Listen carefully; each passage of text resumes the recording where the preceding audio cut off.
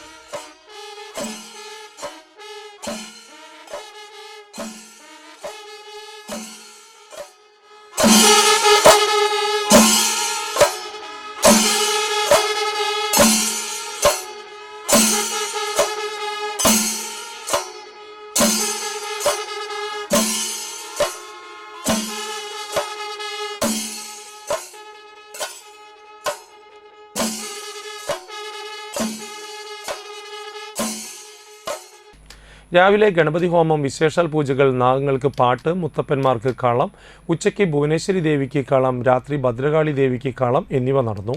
കലശപൂജ, കലശാഭിഷേകം, കാഴ്ചശീവേലി, വൈകിട്ട് 5 ആനകളോടുകൂടി കൂട്ടിയെഴുന്നള്ളിപ്പ്, പൊങ്കാല സമർപ്പണം, ദീപാരാധന, രാത്രി ഭുവനഭദ്ര ടീമിൻ്റെ കൈകൊട്ടിക്കളി, വിവിധ കലാപരിപാടികൾ, മുടിയേറ്റ് എന്നിവ ഉണ്ടായി. ക്ഷേത്രം തന്ത്രി ഡോക്ടർ വിജയൻ കാരുമാത്ര മുഖ്യ കാർമ്മികരായി. ക്ഷേത്രം ശാന്തിമാരായ അരുൺ, അമൽ നാട്ടിക എന്നിവർ സഹകാർമ്മികരായി.